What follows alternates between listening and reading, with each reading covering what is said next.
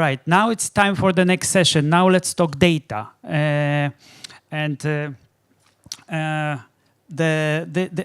Antonio will lead the interesting conversation. Come, Antonio.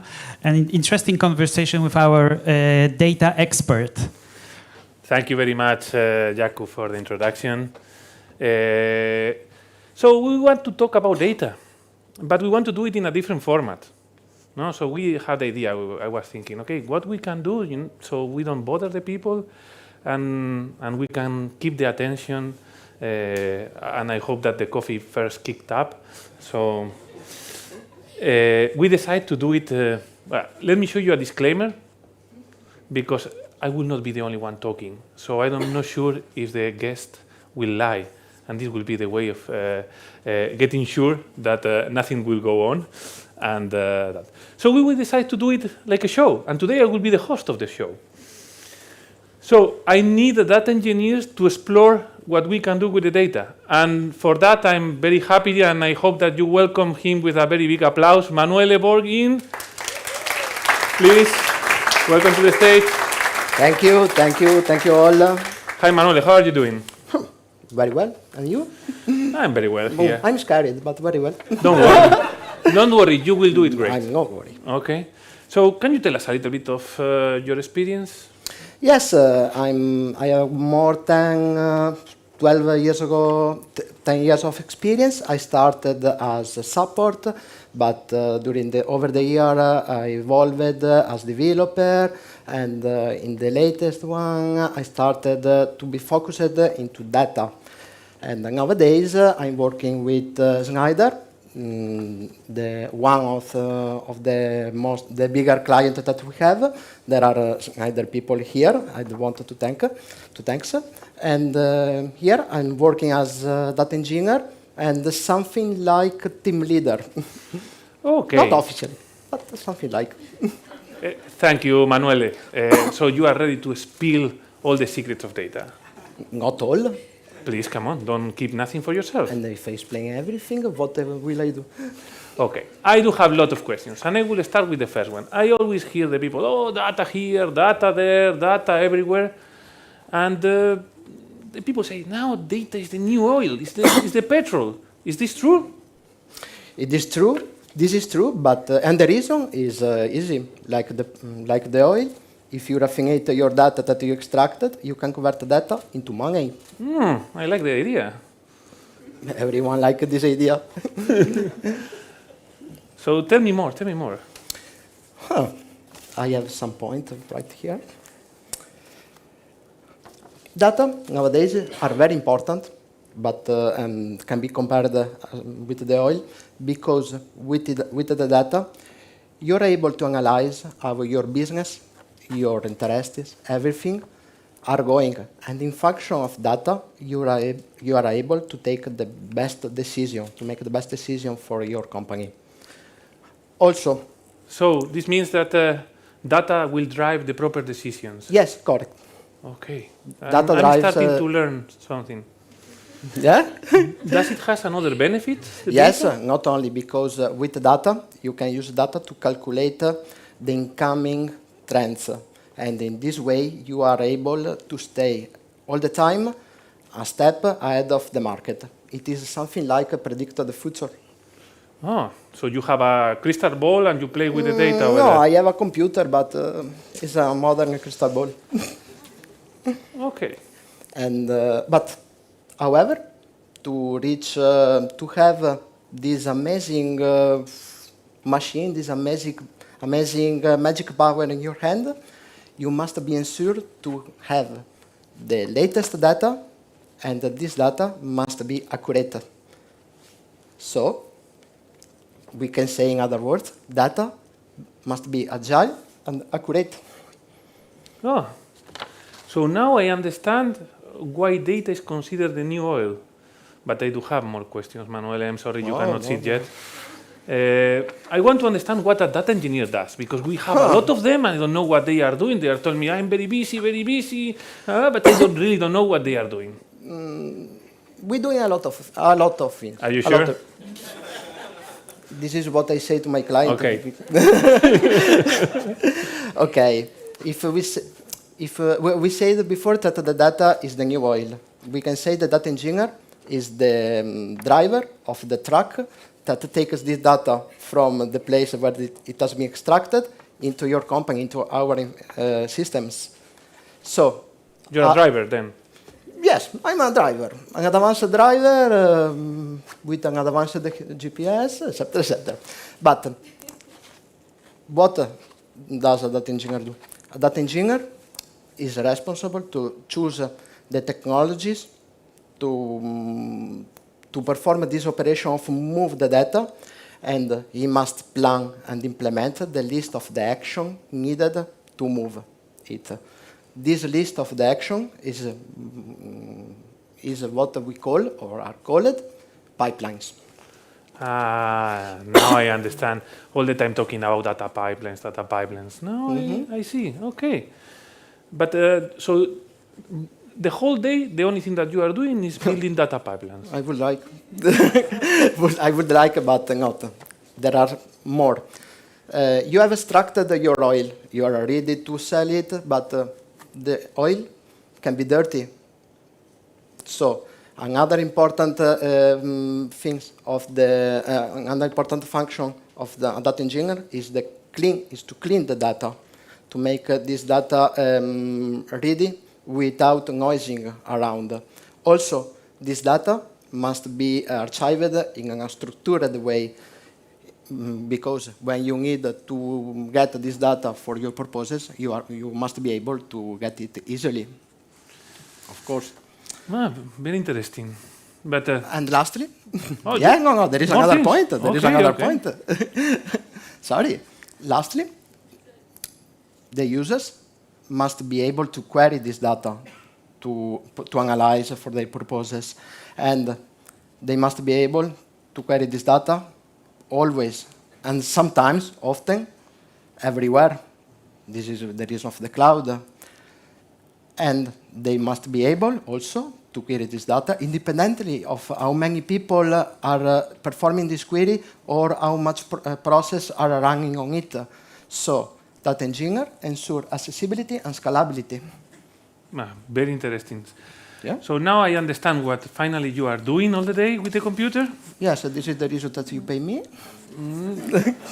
I should knew that before. But now I want to understand what are the challenges that our customers are facing with the data. So why they are always saying, we need the data engineers, we need data analysts. What are the challenges? The challenges, after our analysis, we can summarize the challenges in 3 points. First of them are data silos. We can imagine data silos like an island of data in the middle of the ocean, where it's very hard to reach them. Every time that you need to navigate to this island, you need to spend a lot of time and resources. The second point is the poor data quality. You may have a huge quantity of data in your hands, but if this data doesn't have the information that you need to do the calculation that we talked before, this data is useless. You have a mountain of nothing in your hand. Yeah, I can imagine. And last point, but not for that less important, the lack of the infrastructure. You have the data, you want to calculate the future with this data, but to calculate the future, you require a good brains. It is not possible. Try to imagine if you have a library with 1,000 of books, and you don't have the time, the skills, and the expertise to read them. I have an idea. Huh? I have an idea for that. Yeah. I will have my data engineers to organize it. Exactly. I'm here. Okay, so now we understand the challenge. But what business can do to get the most of the data? So they have the challenge, and now what is the trick, the recipe? The trick is easy. Surely, companies must invest in infrastructure. For the reason that I explained before, And not only infrastructure, in ugly, specialized people to get the most benefits of this infrastructure. This is not enough, but all the company must be aware of the importance of to make a decision in function of data. So companies must promote a data-driven culture inside them. Very interesting. Yes. Now you are promoting a data-driven culture here. I can see it. I'm Everybody trying. wants to play with data. I'm trying. Are you promoted? Someone? No?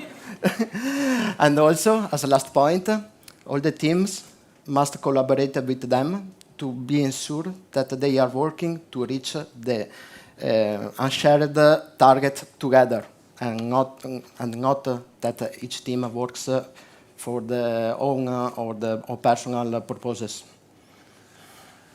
Very interesting explanations. I think I will not ask more questions so far. But, I'm a very SAP-centric person, and I try to draw a little bit what I see that companies can be or can do if they are only SAP-centric. So, now we are talking about SAP. You are the expert. I'm very sorry to hurt your feelings at this moment. No. You will have your turn again. So we do have two actual implementations of SAP. I make it into two different groups. No? So we have the classic that is here represented, is the classic S/4HANA on-premise or even the ECC on-premise, and also the ones that are private cloud. No? So what in SAP world is called RISE. And then the other group is the public cloud, what is called GROW.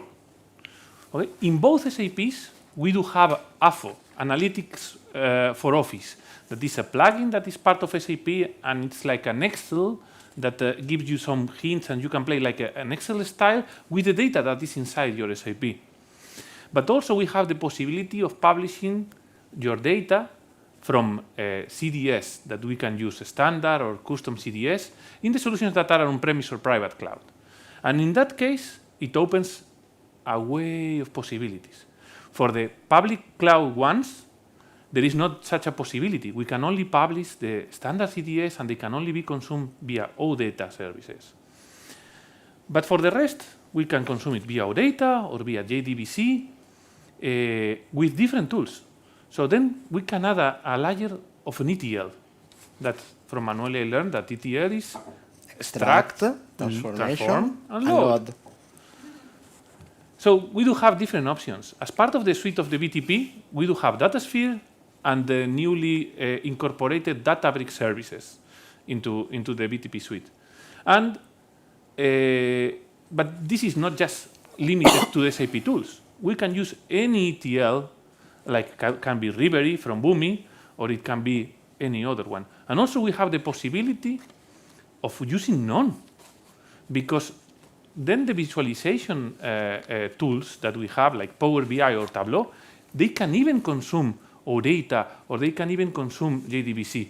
But it requires you lose the part of the transformation and the cleaning that or data engineers are doing.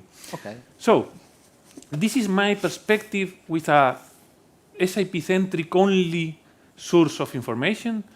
But I think, Manuele, this is not the real world, isn't it? Nowadays, it is unreal world. Some part only. Something. Maybe can you explain us how a complex real world it will look like? Yes. If you use the mouse here, you will point with the laser. Ah, yeah. better. In the real world, customers may have a different type of data warehouse or database, data lake, not only SAP. For this reason, we are moving on to create something that are able to connect from multi-sources, always through ODBC, JDBC, and all the technology that we want to bring in our home. So, Azure, Oracle, Amazon, Shopify, everything is good for us. What we are trying to do And what will we do, of course, is to get a layer that is able to read, to fetch this data automatically using streaming. And it is a Spark, Apache Spark. And when we have this data imported into our system, into this system, we can move on to Amazon S3 as data lake, or other data lakes compatible with S3 if you have something different, or do you prefer to use something different, and structure this data in a better way on Amazon Redshift as data warehouse. Why that? Because this solution is better to expose the data to the user through a visualization tool like Power BI, Tableau, or whatever do you want to use. Also, all the transformation are executed internally using Apache Airflow and dbt that ensure an easy and good way to make the modeling and the performance, because dbt can interact with Spark when he needs more resources to perform this data. All these technologies that I exposed are open source or free, so no cost. I was going to ask you about that. Because I know you are interested on that. You do a lot of things there, and I thought, okay, build, this will be very expensive or not? No, it is not very expensive. It can be installed on your data center, on-premise, or it can be installed on Amazon with the partnership that Antonio explained before. So if you use the power of the cloud, you can integrate or modify the cost in function of what do you need, sorry. Or if you prefer to stay on-premise, no cost. So I think this is a very great idea for our AWS partnership, no? Starting to use data in a scalable way, starting to prove the concept and grow it from there. And the cost, it will come slowly. Thank you very much, Manuele. But I want to know what will be the future of data. The future of data is easy and is everywhere. Artificial intelligence, AI, and machine learning. With AI and machine learning, companies and people will be able to choose the best decision for their purposes. Also, real-time analytics. With real-time analytics, these companies will be can have the more accurate data to pass to the to AI to make this decision. And lastly, the automation of pipelines. With automated pipelines, companies, people always can convert this decision in real action at warp speed, like a Star Trek. Super nice. Thank you very much, Manuele. So let me just do a very fast summary of what I learned today. No, so first I learned that data is very powerful, but only if you have proper data engineers to manage it. No? Mm-hmm. The data is powerful only when with good data engineers. And then you told me that you will convert my data into gold, and I'm looking forward for that. I'm the modern alchemist. Thank you very much, Manuele. Thank you.